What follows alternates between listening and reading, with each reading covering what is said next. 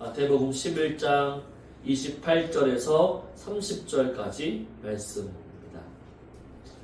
다 주신 줄 알고 같이 한번 읽어보겠습니다. 수고하고 무거운 짐진 자들아 다 내게로 오라. 내가 너희를 쉬게 하리라. 나는 마음이 온유하고 겸손하니 나의 멍에를 메고 내게 배우라. 그리하면 너희 마음이 쉼을 얻으리니 이는 내 멍에는 쉽고 내 짐은 가벼움이라 하시니라. 아멘. 오늘은 예수님께 나오는 쉼이란 제목으로 함께 은혜를 나누기를 원합니다.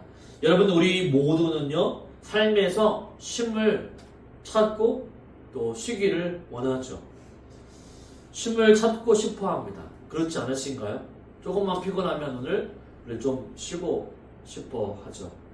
요즘같이 바쁜 시대에 살아가는 사람들에게 가장 많이 들리는 말 중에 하나는 좀 쉬고 싶다라는 말이죠.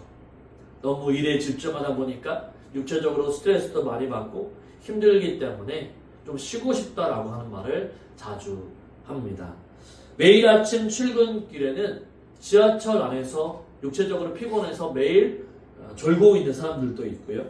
직장에서 끝없이 쌓인 일들을 처리하면서 금요일만 되라, 아니면 토요일만 되라 하고 주말을 기다리는 사람들도 있습니다. 그리고 집에서도 끝나지 않는 가사와 육아일에 지치는 어머니들까지 쉼은요, 단순히 편안함을 넘어서 우리가 살아가는데 꼭 필요한 것들이죠. 하지만 여러분, 우리가 흔히 말하는 쉼이 정말로 우리를 회복할 수 있을까요?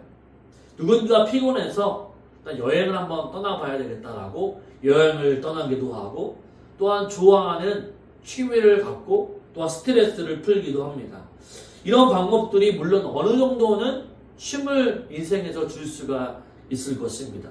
하지만 진짜 중요한 문제는 해결되지 않은 거죠.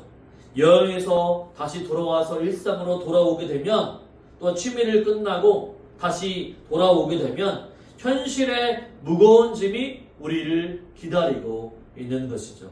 그래서 우리는 여전히 마음 한구석에서 또한 공허함과 피로감을 가지고 있습니다. 마태복음 11장 28절에서는 예수님은 이런 우리들에게 놀라운 초대를 하십니다. 수고하고 무거운 짐진 자들아 다 내게로 오라. 내가 너희를 쉬게 하리라. 이 말씀은요, 단순히 위로하고 격려하는 말씀이 아닙니다. 예수님은요, 우리의 짐을 내려놓을 수 있는 구체적인 방법과 약속을 제시해 주셨습니다. 세상은요, 우리가 더 많은 일을 해야만 쉼을 얻을 수 있다고 얘기합니다. 지금 더 열심히 노력해야만 나중에 여행도 가기도 하고 또 좋은 노후를 준비할 수 있다라고 얘기합니다. 그러나 예수님은요, 내게로 오라라고 말씀해 주십니다. 이 말씀은 우리에게 새로운 길이 열려 있다라는 말씀이고요. 뿐만 아니라 우리의 짐을 홀로 지지 않고 예수님이 우리와 함께 그 짐을 짊어 주시겠다라고 말씀하고 있는 것이죠. 오늘 말씀에서 이 초대가 우리에게 어떤 의미인지를 세 가지로 한번 살펴보도록 하겠습니다. 첫째는요, 우리의 짐이 왜 이렇게 무겁게 느껴지는지를 살펴보게 될 것입니다. 또한 둘째는 예수님께서 우리에게 어떠한 쉼을 약속하시는지를 살펴보게 될 것이고, 마지막으로 우리가 그 쉼을 누리기 위해서 예수님이 어떻게 우리에게 어떤 은혜를 베푸셨는지를 한번 보게 될 것입니다.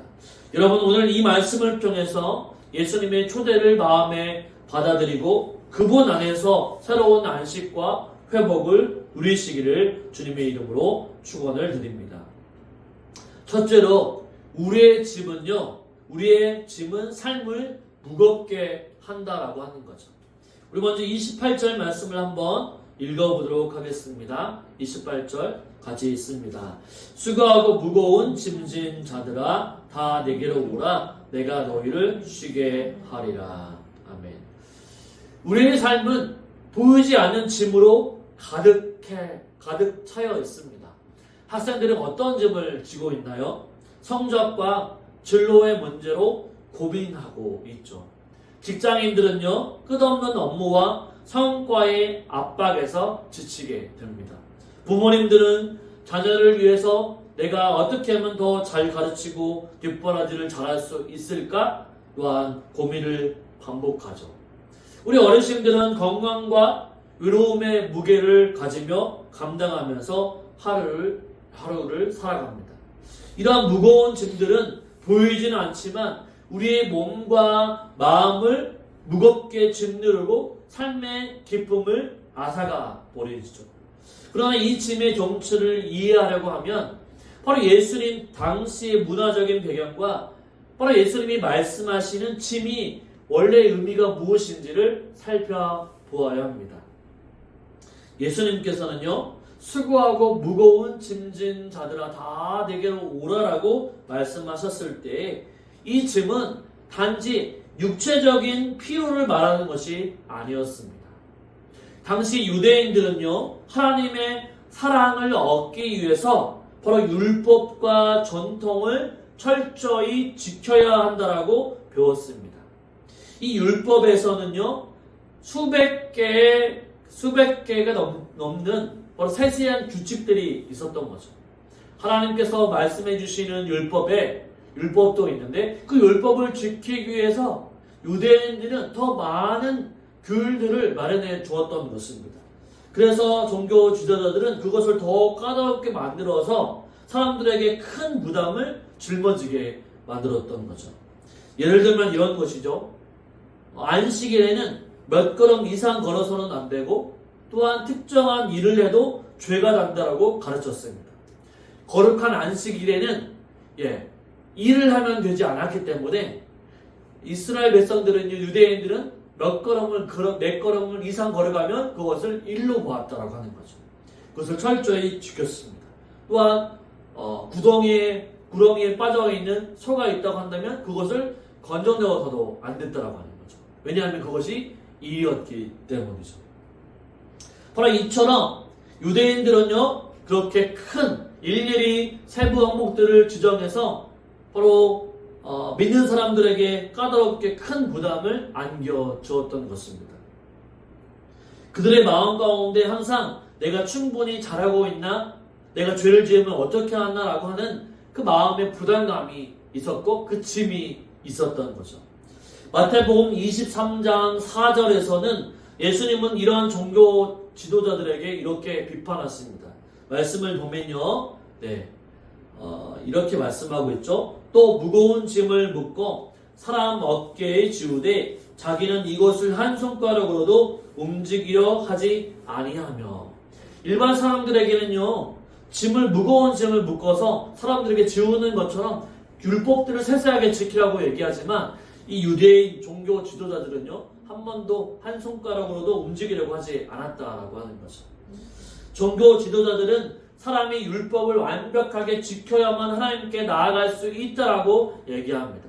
그만큼 너희들이 행하는 것 일일이 많으면 많을수록 잘 지키면 지킬수록 하나님께서 인정해 주신다라고 그들은 생각하고 있었던 거죠. 그래서 더 잘 지키기 위해서 노력했습니다. 그러나 한 가지라도 지키지 않으면요, 바로 죄의식이 있고 내가 죄인이다라고 하는 것을 바로 못 박는 거죠. 그로 인해서 사람들은요, 영적으로 지쳐 있었고 점점 더 하나님으로부터 멀어진다라고 느꼈습니다. 왜냐하면 유대인들이 하나님께 더 가까이 가기 위해서는 더 많은 것들을 지켜야 한다고 생각했는데 너무 큰 부담감으로 인해 지키지 못하니까 이제는 하나님이 나를 사랑하지 않아, 하나님과 이제 나는 멀어진 것 같아 라고 생각했다라고 하는 거죠. 오늘날 우리도 비슷한 짐을 짊어지고 살아갑니다. 우리는 때때로 스스로에게 이렇게 말하고 있죠. 내가 더 열심히 해야만 하나님이 나를 인정해 주실 거야 라고 생각을 할 때가 있습니다. 그래서 내가 더 열심히 새벽 기도에 나와서 기도를 드리고 내가 더 하나님과 가까이 가서 더 말씀을 많이 읽고 내가 어디를 빠지지 않으면 안 되고 내가 더 열심히 하기 위해서 내가 주님께 인정받기 위해서 더 많이 봉사해야 되고 이런 것들 내가 더 열심히 해야만 하나님이 인정해 주실 거야 라고 하는 마음에 무거운 짐이 있다라고 하는 거죠. 또는 내가 더 잘해야만 좋은 부모가 될 수 있어 라고 생각하는 거죠. 이런 생각은 우리를 끊임없이 지치게 만듭니다. 우리를 완벽하게 하려고 애쓰지만 결국에는 그 완벽함에 도달하지 못하고 스스로를 탓하게 되어 있죠. 나는 열심히 사는 사람이 아니냐? 난 이렇게 해서 무엇이나 될까? 마음의 부담감을 느끼게 되는 거죠. 혹시 여러분의 마음 가운데도 이런 마음의 짐을 느끼고 계신가요? 예수님은 이런 짐을 지고 있는 우리를 향해서 초대하고 계시죠. 내게로 오라, 내가 너희를 쉬게 하리라. 이 초대는요, 단순히 우리에게 쉬어라 라고 말하는 것이 아닙니다. 예수님은 우리가 스스로를 해결하고 하는 무거운 짐을 예수님이 대신 짊어 주시겠다라고 약속하고 있습니다. 우리가 더 이상 하나님 앞에서 완벽함을 증명하려고 애쓸 필요가 없다라고 하는 거죠. 수많은 규칙들이 있고 바로 하나님의 영광을 위해서 하나님을 더 사랑하기 위해서 유대인들이 마련해 놓은 수많은 규칙들이 있는데 그 규칙들을 완벽하게 내가 지키려고 그 무거운 짐을 가지려고 하지 말아라 라고 하는 거죠. 바로 예수님은 십자가에서 우리의 모든 죄와 연약함을 친히 담당하셨기 때문에 바로 예수님으로 말미암아 우리는 그 짐을 덜어낼 수 있는 것입니다. 예수님께서 십자가에서 우리의 모든 죄와 연약함을 대신 지셨고 이제 은혜로 우리를 받아주셨습니다. 우리는 종종 자신의 행위와 성취를 통해서 바로 우리가 열심히 살고 우리가 뭔가를 이루어내면 하나님이 나를 기쁘게 여기시겠지라고 하나님께서 나를 받아주시겠지라고 생각한다라고 하는 거죠. 물론 우리가 생각해보면 그럴 수 있습니다. 예배를 더 잘 드리는 사람을 하나님이 더 기뻐하실 것이고 또 그렇죠. 봉사를 더 열심히 하면 하나님이 더 받아주실 것이라고 우리는 생각하죠.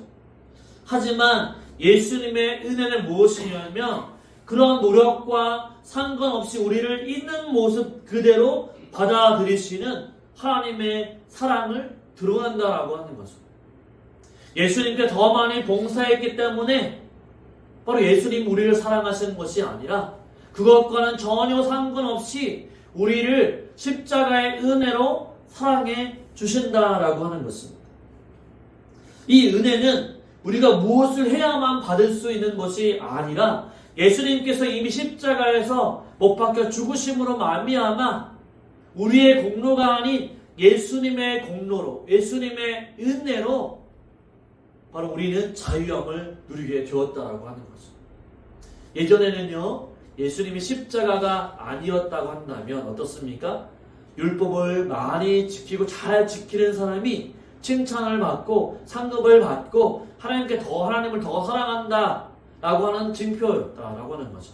하지만 이제는 예수님이 십자가에서 죽으심으로 말미암아 그 은혜, 내가 열심히 하지 못해도 내가 부족해도 내가 연약해도 하나님은 여전히 우리를 그대로 받아주신다라고 하는 거죠. 이것이 바로 은혜라고 하는 것입니다.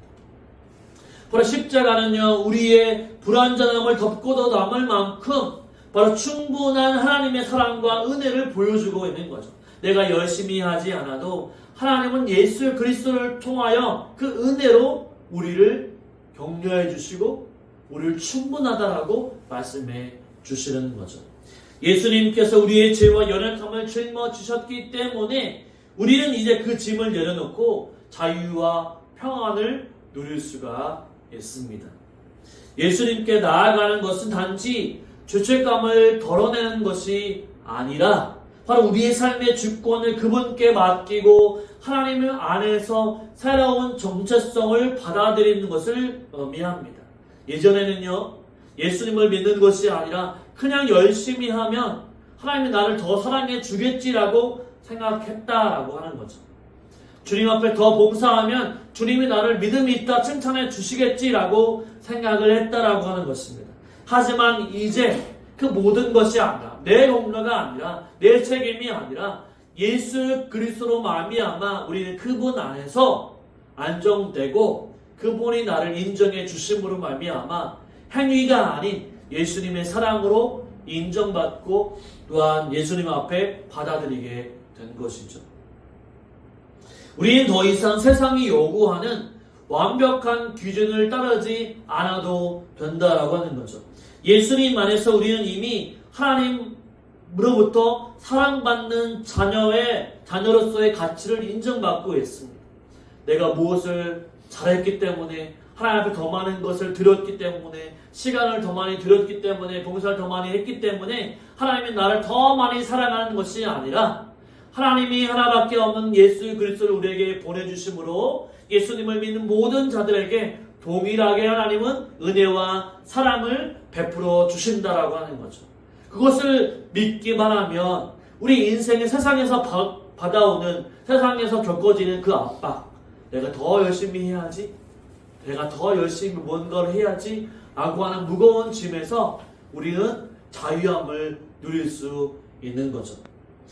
바로 예수님의 쉼이라고 하는 본질은 바로 그것이라고 하는 것입니다. 유대인들이요, 뭔가 규칙을 잘 지키면 바로 하나님이 사랑한다, 하나님의 사랑의 척도를 그것으로 쟀지만, 이제 예수님 안에서 우리는요, 바로 예수님이 무엇이든지 용납하시는 분으로, 예수님을 믿기만 하면 그 모든 것이 용납되어지고 받아들이게 된다라고 하는 것입니다. 이제 우리가 해야 할 일은요, 이 초대에 응답하는 것입니다. 예수님께 나아가 우리의 짐을 내려놓고 그분이 주시는 은혜의 쉼을 받아들이게 되는 거죠. 우리가 여전히 스스로 짐을 지고 살아가는 경향이 있지만 바로 예수님은 우리에게 말씀하죠. 내게로 오라, 내가 너희를 쉬게 해주겠다라고 말씀합니다. 세상은요, 우리를 힘들게 합니다.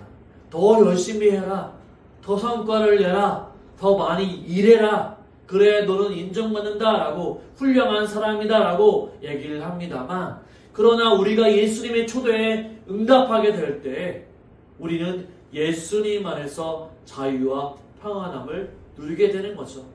예수님 안에서는요, 그 모든 것도 재료가 되는 것입니다. 세상의 성과로 예수님은 우리를 사랑하지 않습니다. 예수님께 무언가 잘했기 때문에 예수님 우리를 사랑하지 않습니다. 예수님은요, 예수님을 믿는 자들마다 무조건적으로 다 사랑하고 인정해 주시고 칭찬해 주신다라고 하는 거죠. 그래서 무거운 짐을 주님 앞에 다 내려놓는다라고 하는 거죠. 그러므로 우리는 이렇게 기도할 수가 있습니다. 주님, 제가 제 힘으로 짐을 감당하려 했던 것을 내려놓습니다. 주님께서 제 인생을 책임져 주실 줄 믿습니다. 제 삶을 주님께 맡기오니 제 영혼이 주님 안에서 참된 쉼을 누리게 주십시오라고 기도해야 하는 거죠. 이 기도를 통해 예수님께 나아갈 때 우리는 그분의 약속을 경험하게 되고 우리 삶의 중심에서 예수님이 일하시는 것을 경험하게 됩니다. 여러분, 우리의 짐을 내려놓는 것이 무엇을 의미하는 것일까요? 이것은 단순히 책임을 포기하거나 모든 일을 멈추는 것을 뜻하지 않습니다. 오히려 우리의 마음가짐을 바꾸는 것이라고 말할 수 있습니다. 예를 들어 볼까요? 여러분이 자녀를 위해서 애를 쓰게 될 때 내가 아이들에게 완벽한 부모가 되어야 해 라고 하는 생각을 내려놓고 하나님이 나와 함께 하시고 내가 부족해도 그분이 나를 도와주실 거야 라고 믿는 것이죠. 그러니까 내가 뭔가 책임의 주도권이 아니라 내가 잘해야만 아이가 잘 되는 것이 아니라 내가 주님께 맡깁니다. 주님이 나의 연약함을 만지시고 우리 아이를 책임져 주시고 저도 책임져 주십시오라고 주님께 맡겨 드리는 것이죠. 직장에서 부담감도 마찬가지입니다. 우리의 성과가 우리의 가치를 결정짓는 것이 아니라 하나님이 우리를 그것과는 전혀 상관없이 우리를 인정해 주시고 칭찬해 주신다는 것을 믿을 때 진정한 쉼을 경험할 수가 있는 것이죠. 우리는 예수님 안에서 쉼을 경험해야만 합니다. 세상이 아무리 우리를 인정해 준다 할지라도 우리는 예수님 안에서 인정을 받아야 하는 존재이죠. 세상이 아무리 나를 욕하고 비방하고 험담하게 주고 우리 못된 사람이야 라고 인정해 주지 않아도 바로 예수님께서는 우리를 바로 가장 존귀한 자녀로 하나님의 사랑받는 자녀로 우리를 인정해 주시고 따뜻하게 맞아 주신다라고 하는 것을, 이런 마음의 가짐의 태도를 바꾸어야 한다라고 하는 것을. 예수님의 초대는 우리의 삶의 모든 영역에서 적용될 수가 있습니다. 스스로의 기준과 다른 사람들의 기대에서 벗어나서 예수님께 나아가 우리의 연약함과 부족함을 인정하며 주님 제 짐을 맡아 주십시오라고 기도할 때에 우리는 참된 바로 안식을 누리고 있을 것입니다. 예수님은 단순히 우리를 쉬기를 바라시는 것이 아니라 바로 예수님 안에서 우리의 삶 전체가 회복되기를 원하시는 것이죠. 오늘 여러분의 삶 가운데 가장 무겁게 느껴지는 짐은 무엇인가요? 그것이 학업, 또한 우리의 직장, 또한 가정, 혹은 신앙의 부담이든 예수님께서는 우리에게 우리의 짐을 예수님께 맡겨놓으라고 말씀해 주고 있습니다. 그분은요, 우리의 한계와 부족함을 아시며 우리의 영혼 깊은 곳에서 참된 쉼을 주실 수 있는 분이시죠. 그렇기 때문에 우리를 모든 것을 아시는 주님께 또한 모든 것을 맡기며 나아갈 수 있는 저와 여러분의 삶이 되시기를 주님의 이름으로 축원을 드립니다. 아멘. 둘째는 무엇인가? 예수님의 초대는요, 쉼을 약속합니다. 우리 28절의 말씀을 다시 한번 읽어보도록 하겠습니다. 28절, 수고하고 무거운 짐진 자들아 다 내게로 오라, 내가 너희를 쉬게 하리라. 우리가 무거운 짐을 짊어지고 살아가지만 예수님은 그 짐을 내려놓을 수 있는 길을 알려주십니다. 28절의 말씀은요, 단순한 위로가 아니라 그 시대의 사람들에게 바로 힘을 줄 수 있는, 소망을 줄 수 있는 바로 위대한 말씀이었습니다. 우리가 앞전에도 말씀을 드렸지만 예수님 당시 유대 사회는요, 율법과 전통으로 인해서 사람들이 큰 부담감을 느끼고 살았습니다. 왜냐하면 세세하게 하지 말아야 할 것들에 대해서 많이 놓여있기 때문이요. 600가지가 넘는 세세한 항목들이 있었습니다. 그래서 종교 지도자들은 하나님의 뜻을 이해하기 쉽게 가르치기보다는 사람들에게 더 많은 규칙과 부담감을 안겨주었다라고 하는 거죠. 그것을 지켜야 된다라고, 안 지키면 안 된다라고 가르쳤던 거죠. 우리가 조금 전에도 말씀을 드렸지만 안식일에 무언가를 들어올리는 것조차도 금지되었고 몇 걸음을 걸어가도 되는지조차도 세심하게 알려주고 있었습니다. 이러한 규율들은요, 본래 하나님의 뜻에서 가깝게 하는 것이 아니라 하나님과의 뜻에서 멀어지게 만들었고 또한 하나님께 나아가는 길을 또 방해하는 방해물이 되었던 거죠. 사람들은 지키지 못할 규칙에 얽매여서 좌절하고 또한 하나님께 나아가기를 포기하는 경우도 많이 있었다라고 하는 거죠. 왜냐하면 그 율법들을 지키면 지킬수록 내가 하염없이 연약한 존재이고 나는 지킬 수 없다라고 하는 것을 깨달았기 때문에 하나님과 점점 멀어지게 되었다라고 하는 거죠. 바로 예수님은 이런 사람들을 향해서 다가오셨습니다. 지키지 못하는 것들을 향해서 예수님이 오셨다라고 하는 거죠. 유대인들이 죄인이라 취급했던 세리와 죄인들, 병자들과 소외된 자들에게 예수님은 하나님의 사랑과 은혜를 보여주셨습니다. 이 당시의 종교 지도자들이 그들을 외면하고 또한 무시할 때 예수님은 그들에게 소외된 자들에게 찾아오셔서 내게로 오라고 말씀해 주셨죠. 이 초대는요, 단지 육체적인 쉼을 말하는 것이 아니었습니다. 그것은요, 그들의 영혼에 깊은 평안을 주겠다라고 하는 약속이었죠. 예수님은 그들이 율법의 무게에 눌려서 지치고 쓰러지는 것이 아니라 자신들의 부족함 때문에 하나님으로부터 멀어졌다라고 느끼는 그 마음의 짐을 내려놓도록 하기 위해서 예수님이 오셨다라고 하는 것을 말씀해 주고 있습니다. 그래서 율법의 무거운 짐을 내려놓고 내가 너희에게 주는 이 가벼움을 가지고 가자라고 주님은 말씀하고 있죠. 내게 와서 쉬어라라고 말씀하고 있는 거죠. 여기서 쉼이라고 하는 단어는 단순한 휴식을 넘어서 히브리적 개념으로 안식이라고 하는 단어와 동일하다고 말할 수 있습니다. 우리 창세기에 보면 하나님께서 이 세상의 만물들을 다 지으시고 제7일째에 안식하셨다라고 말씀하고 있습니다. 그 안식이 쉼이라고 하는 거죠. 바로 예수님은 바로 쉼에 대해서 얘기하면서 안식일의 주인이 예수님이라고 말씀하시면서 바로 그 안식의 개념, 하나님이 쉬셨다라고 하는 온전하고 완전한 개념을 우리에게 말씀해 주고 있습니다. 예수님 안에 온전한 쉼이 있고 영원한 안식이 있다, 참된 쉼이 있다라고 예수님은 말씀해 주고 있는 것이죠. 오늘날 우리에게도 이 초대는 여전히 유효하다고 말할 수 있습니다. 우리는 삶의 다양한 영역에서 쉼을 잃어버리고 살아갑니다. 학생은요, 시험과 성적에 대한 스트레스로, 직장인은 아까 얘기했던 것처럼 끝없는 경쟁과 성과의 압박 속에서, 부모는 미래와 자녀의 미래에 대한 걱정으로, 그리고 신앙인들은 종종 하나님께 인정받아야 한다는 부담감으로 지쳐갑니다. 바로 예수님은 이러한 우리의 상태를 정확히 아시고 우리를 부르시는 거죠. 수고하고 무거운 짐진 자들아 다 내게로 오라.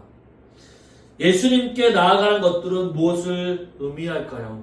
그것은 우리의 모든 노력과 부담을 바로 예수님께 맡기고 예수님의 사랑과 은혜를 받아들이는 것이죠. 예수님은 우리가 더 열심히 노력한다고 더 잘해야만 하나님의 사랑을 받을 수 있다라고 말씀하지 아니하십니다. 오히려 예수님은요, 우리가 연약한 상태, 부족한 상태, 우리의 연약하고 부족한 상태 그대로 예수님께 나아갈 때에 바로 예수님은 우리를 받아주시고 영혼의 깊은 곳에서 회복과 쉼을 주시겠다라고 말씀해 주고 있는 것입니다. 사랑하는 성도 여러분, 여러분의 삶 속에서 어떤 영역에서 가장 무거운 짐을 느끼고 계신가요? 만약 여러분이 직장에서 지쳐 있다고 한다면 내 능력만으로는 모든 것을 해결해야 한다라고 하는 부담감을 예수님께 맡기시기 바랍니다. 만약 자녀 교육에 대한 걱정으로 밤잠을 이루지 못한다고 한다면 나의 부족함에도 하나님께서 함께해 주시고 나보다 더 자녀를 사랑하신다라고 하는 믿음으로 그 짐을 내려놓으시기를 바랍니다. 신앙생활 가운데 내가 더 잘해야만 하나님께 사랑받을 수 있다라고 느끼신다면 바로 예수님께서 이미 모든 것을 이루셨다라고 하는 사실을 마음에 새기시기 바랍니다. 있는 모습 그대로 예수님은 우리를 사랑하신다라고 하는 사실들을 분명히 가지고 예수님께 나아가시기를 바랍니다. 한 가지 예를 들어보도록 하겠습니다. 이 작은 아이가 무거운 가방을 들고 쫄쫄 매다가 걷다가 결국 지쳐서 울기 시작을 합니다. 그때 부모님이 다가와서 내게 가방을 주렴, 내가 들어줄게 라고 말하며 가방을 가져갑니다. 아이는 그제서야 웃으면서 손을 자유롭게 하고서 다시 걷기 시작하죠. 바로 예수님께서 하시는 일이 바로 이런 것이죠. 우리는 삶의 짐을 혼자 들고 어려워하고 고내며 슬퍼하고 있지만 그때 그 짐을 예수님께 맡기며 나아갈 때 그분의 힘으로 우리는 멈췄던 걸음을 다시 걸어갈 수 있게 된다라고 하는 거죠. 예수님께서 주시는 쉼은요, 단지 피로를 잠시 잊게 하는 것이 아닙니다. 그것은 바로 우리의 영혼 깊은 곳에서 하나님과의 관계를 회복하고 우리의 가치를 바로 우리의 행위가 아니라 하나님의 은혜 안에 두는 것이라고 말할 수 있는 거죠. 내가 하나님의 말씀을 지키지 못한다 할지라도, 내가 하나님 앞에 더 열심히 봉사하고 충성하지 못한다 할지라도 바로 예수님은 우리를 있는 모습 그대로 그대로 받아주신다라고 하는 거죠. 잘했거나 못했거나 아무런 상관없이 우리를 있는 모습 그대로 우리를 받아주시는 분이 바로 우리 예수님이라는 사실입니다. 여러분, 지금 이 초대를 받아들이시겠습니까? 우리가 우리의 무거운 짐, 이 세상에 있는 무거운 짐을 바로 예수님께 맡겨 드리시고 이 세상에서 가져다 줄 수 없는 평안과 자유함을 누리실 수 있는 저와 여러분의 삶이 되시기를 주님의 이름으로 축원을 드립니다. 아멘. 셋째로는 우리 그리스도 안에서 바로 온전한 쉼을 누려야 한다라고 하는 거죠. 예수님은 단지 우리를 초대하시는 것으로 끝나지 않으십니다. 그분은 우리가 그분 안에서 온전한 쉼을 누릴 수 있도록 길을 열어주셨습니다. 우리 29절 30절 말씀을 한번 읽어볼까요? 29절 30절 같이 한번 읽습니다. 나는 마음이 온유하고 겸손하니 나의 멍에를 메고 내게 배우라. 그리하면 너희 마음이 쉼을 얻으리니 이는 내 멍에는 쉽고 내 짐은 가벼움이라 하시니라. 아멘. 여기서 예수님이 말씀하신 멍에와 쉼에는 우리가 더 깊이 이해해야 할 바로 중요한 의미가 담겨져 있습니다. 여러분, 멍이라고 하는 단어를 아십니까? 우리에게 익숙한 단어이기도 하죠. 예전에는 경운기나 트랙터가 없어서 논을 갈 수가 없을 때 예전에는요 어떻게 알았죠? 소를 가지고 소의 멍에를 메고 논이나 밭을 갈았던 것을 우리는 알 수가 있습니다. 이 멍이라고 하는 것은 소나 짐승이 무거운 짐을 끌 때 사용하는 도구로서 주로 두 마리의 소가 함께 짐을 나눠 끌도록 만들어져 있습니다. 바로 예수님은 여기서 우리의 짐을 홀로 지는 것이 아니라 바로 그분이신 예수님께서 함께 나눠질 수 있음을 상징적으로 말씀해 주시는 거죠. 내가 멍에를 메는 것이 아니라 나만 메는 것이 아니라 바로 예수님도 나와 함께 멍에를 짊어지고 함께 걸어가신다라고 지금 보여주고 있는 것이죠. 더 중요한 점은 예수님이 우리에게 너가 이 멍에를 메라라고 강요하는 것이 아니라 스스로 그 멍에를 메고 우리를 돕겠다라고 하신 거죠. 예수님도 스스로 멍에를 메고 나와 함께 돕겠다라고 말씀해 주시는 것입니다. 예수님은 단순히 짐을 덜어주시는 분이 아니라 나의 멍에를 덜어주시는 분이 아니라 바로 우리와 함께 그 짐을 짊어지고 가시는 분이라고 하는 사실을 우리에게 알려주고 있는 것이죠. 예수님과 함께 짐을 나눠줄 때 우리는 더 이상 그 짐으로 인해서 억누르지 않아도 됩니다. 바로 그분은 우리가 감당할 수 있는 방법으로 예수님과 함께 짐을 나누어 주시고 우리에게 그분의 평안을 허락해 주시는 거죠. 나 혼자 멍에를 짊어지고 가는 것이 아니라 바로 예수님도 나와 함께 그 짐을 짊어지고 가신다라고 하는 사실입니다. 여러분은 지금 어떤 짐을 짊어지고 계십니까? 혹시 내 삶이 너무 무겁다라고 하는 생각을 하면서 홀로 힘겹게 감당하고 애쓰고 있지는 않으십니까? 예수님은 여러분이 그 짐을 내려놓기를 원하십니다. 바로 여러분이 감당할 수 없는 짐이라면 그것을 예수님께 맡겨주시기를 바랍니다. 예수님은 여러분의 약함을 이해하시며 여러분을 비난하거나 책망하지 않으십니다. 오히려 내게 맡겨라. 내가 너와 함께 이 짐을 짊어지고 함께 나아가겠다라고 말씀해 주고 계십니다. 이런 예를 한번 들어볼까요? 농부가 2마리의 소의 멍에를 씌워 짐을 끌게 했는데 한 마리는요 힘이 센 소였고 다른 한 마리는 힘이 약한 소였습니다. 힘이 센 소는 어떻게 했습니까? 더 자연스럽게 더 많은 짐을 나누어지고 약한 소는 가벼운 짐만 끌게 되었습니다. 그러나 그 멍에를 함께 메고 있었기 때문에 그 약한 소는 무리하지 않고 제 역할을 감당할 수 있었던 거죠. 힘이 센 소, 힘이 약한 소, 두 마리의 소의 멍에를 메었지만 잘 갈 수 있었던 것은 힘이 약한 소도 바로 이 강한 소가 그 역할을 감당해 주었기 때문에 그 짐을 가지고 나아갈 수 있었던 거죠. 바로 예수님이 바로 힘센 소와 같다고 말할 수 있습니다. 우리는 힘이 약한 소와 같지만 예수님이 우리의 멍에를 함께 메시기 때문에 우리의 짐은 가벼워질 수 있는 거죠.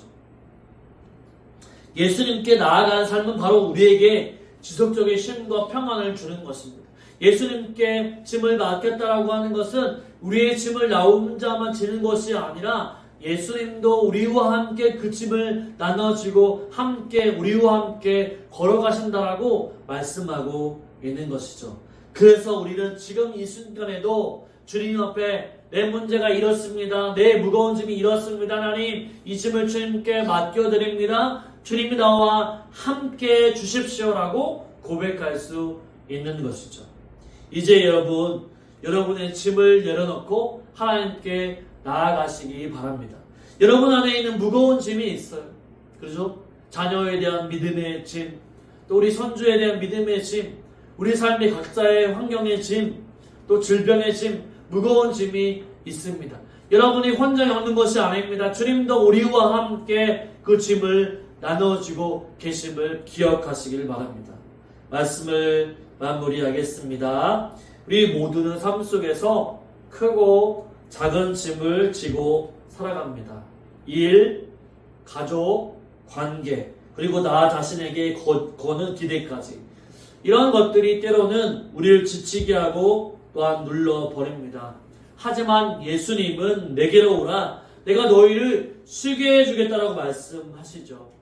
이 초대는 바로 단순히 조금 쉬어라 라고 하는 말이 아니라 우리의 짐을 나눠지시고 우리를 참된 평안으로 이끌겠다라고 하는 하나님의 약속입니다. 이제 여러분의 짐은 무엇인가요? 그것이 크든 작든 예수님께 맡기시기를 바랍니다. 그분께 나아갈 때 여러분은 진정한 쉼을 경험하게 될 것입니다. 나 혼자 짊어지고 있는 그 무거운 짐 예수님께 맡겨서 자유와 평안함을 누릴 수 있는 저와 여러분의 삶이 되시기를 주님의 이름으로 축원을 드립니다. 아멘.